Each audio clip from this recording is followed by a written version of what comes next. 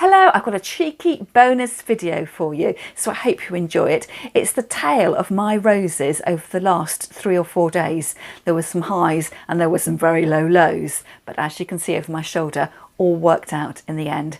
So I'm going to leave you to watch and enjoy the video, and if you've got any questions, do hop over to my free Facebook group.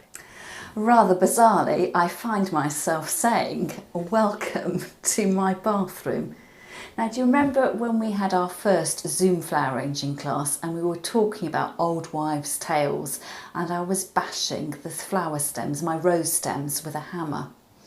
Well, I only did half the arrangement because I thought it looked really good from the front, and I thought I would save my roses for something else. So I put them back into my bucket of water, half thinking that perhaps I ought to change the water because it was looking slightly green after 2 days, but I forgot about it. And overnight I went back into my workshop, which is the coolest place in my house during the summertime, and of the 6 roses that I had left, 2 of them are looking fresh and perky, and the other 4, their heads have nodded over, as you can see behind me.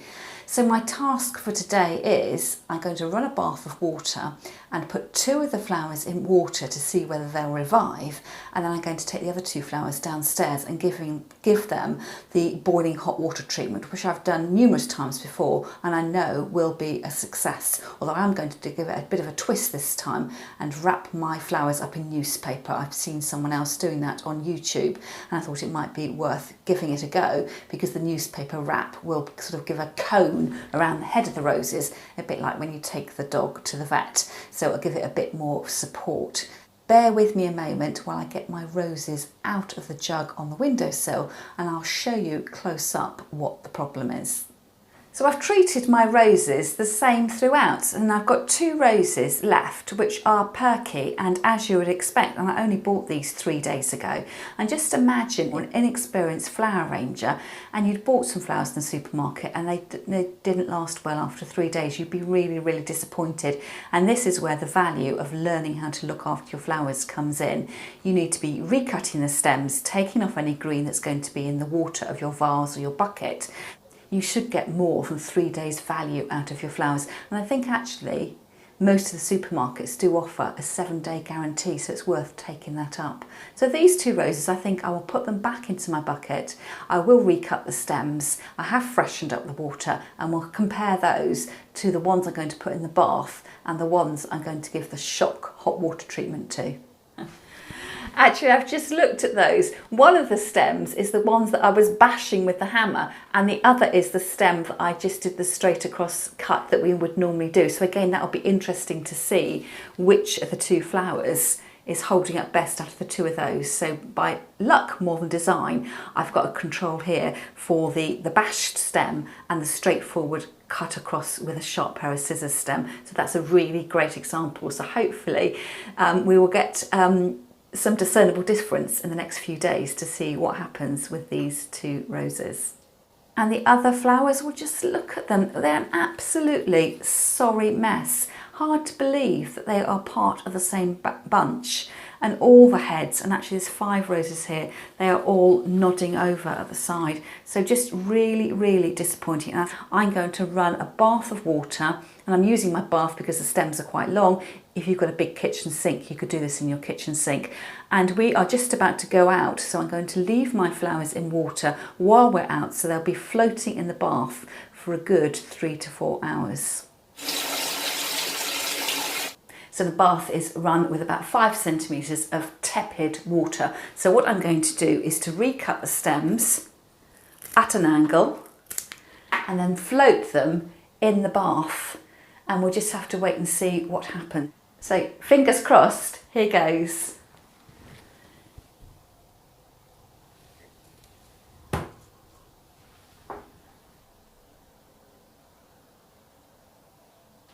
So here I am back down in the kitchen. The kettle has just boiled, and I'm going to take my 2 roses that have got the most pronounced nodding over the heads, recut the stems, dip them into the boiling water, wrap them back in newspaper, and then put them in my jug of room temperature water and see how they revive over the next few hours.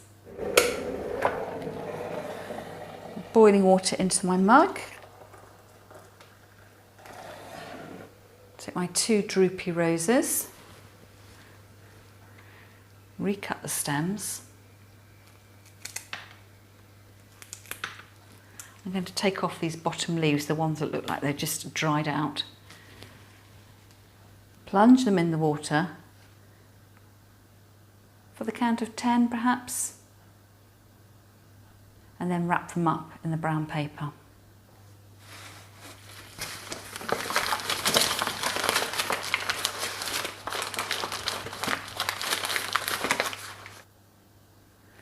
They're my roses wrapped up in brown paper. They've been dipped in hot water, and then I've got the 3 roses left now. So this one I haven't given the treatment. It's slightly soft around the head, but I'm just waiting to see whether just by recutting the stems and putting that back into clean water that's going to revive. And then I've got my 2 flower heads that didn't seem to be affected, one of which had the crushing with the, or the hammering with the hammer. So we'll have to see how that one survives, and then the one that was originally cut at the slant.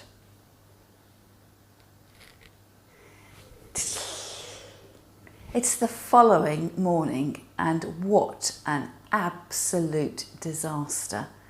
Now, I thought out of the 2 methods of reviving my roses that the boiling method would be the one that was going to be the most successful.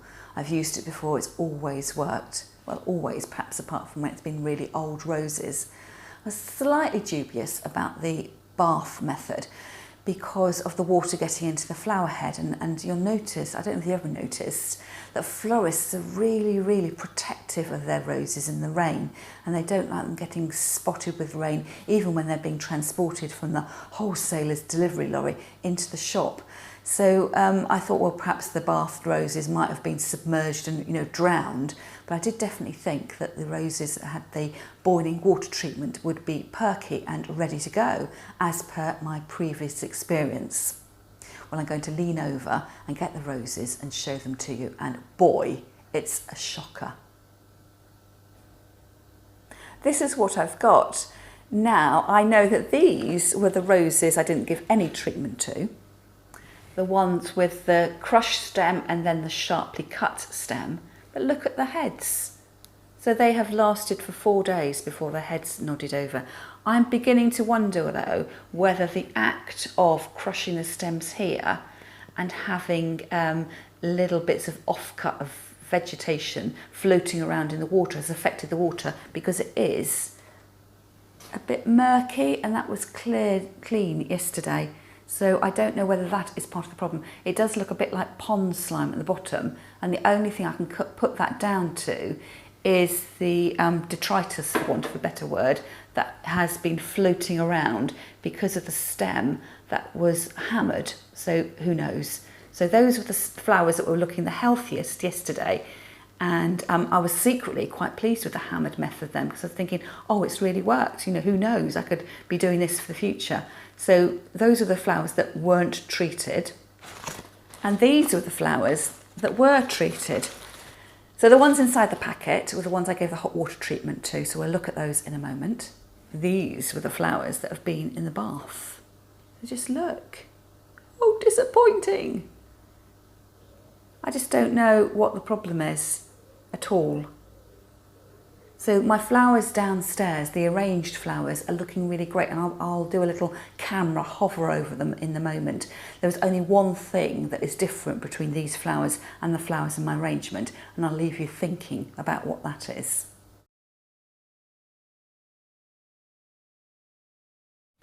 And the flowers with the hot water treatment, and unusually for me, I wrap them up in newspaper. I'd seen somebody doing that on YouTube. It's something I sometimes do with my tulips in the springtime to sort of give them a splint almost, so a bit of support while they are recovering in the water.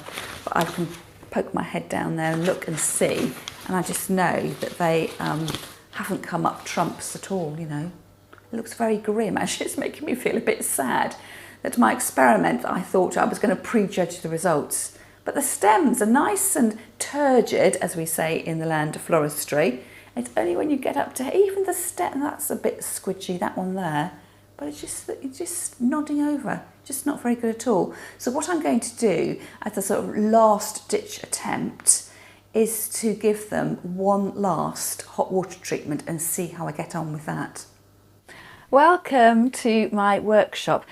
I'm filming this on Friday, so we had the Zoom flower class on Tuesday.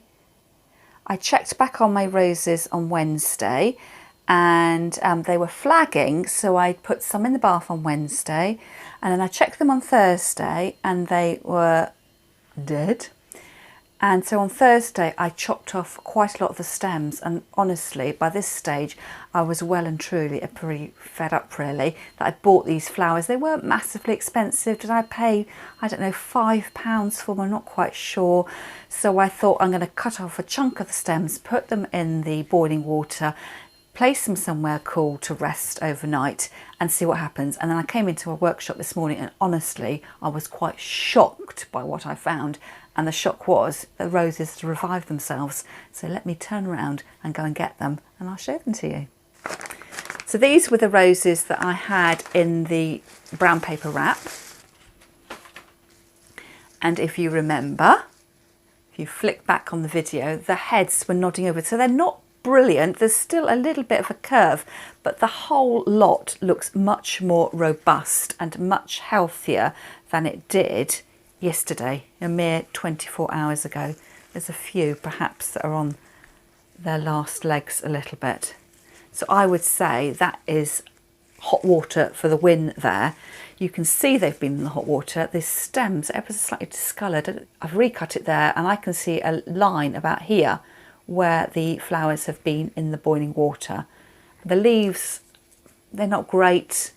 You know, the flower heads, they're not great, but as an emergency treatment to put the flowers up, I would say it has worked, and I can enjoy those just casually in a vase on the side. I wouldn't be using these flowers for gifting to anybody. You know, they've had, how many shock treatments have they had? They've been, some of them have been in the cool bath, some of them have had 2 hot water shocks. So emergency only. If you find you're having to do these with your flowers, your roses that you've bought within a short period of time from your florist, your supermarket, do take them back and just explain that you know what you're doing, you've tried to revive them, it hasn't worked, and could you have a replacement, and just give it a go.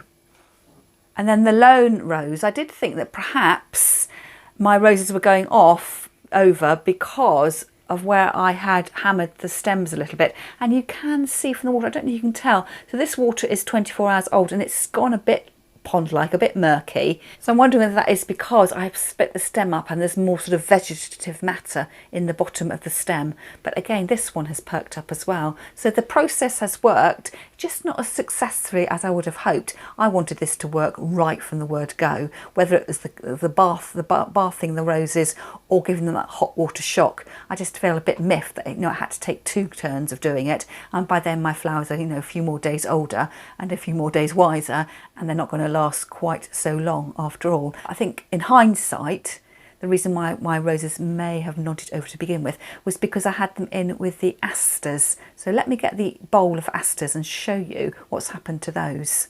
So here are my asters, the leftover asters from class, with the rest of the garden greenery. And the water in this bucket has been changed 3 times, 2 times, twice since class. But again, if I lift that up, can you see how murky it's looking?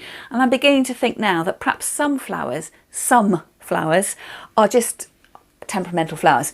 Dahlias, when I had those, they made the water very, very dirty. And I think probably the aster is a flower that just makes the water very dirty. And I didn't condition these properly to start with. Big hands up and say, I did it wrong, governor. Let me put this down and I'll show you what I mean. So when I had my dahlias in water originally, I recut the stems, but I didn't take off any of the lower greenery because I thought that I might want to use that as a teaching point in class. So for Sunday, Monday, Tuesday morning, my flowers were in water, but they were in, the greenery was in the water as well. And hence I think probably that was why my water had gone off, and possibly the reason why the roses started nodding off, because the bacteria that was starting to attract, and as the leaf leaves decomposed in the water was shortening the life of the roses. That's one thing. And I will say that when I did properly condition these and take off the leaves, you can see here the leaves are looking a bit bedraggled. It's almost like when you have chrysanthemum leaves, and they can seem to go over very quickly. But as I was cleaning the stems and recutting them, I could feel they were really slimy. So I think perhaps I've done my roses a bad turn in the fact that I've mixed them in with a flower that may well have a reputation for being a little bit slimy. So we hear a lot about spring flowers. You shouldn't put tulips and daffodils together because the daffodils ooze the milky sap that can put the tulips off.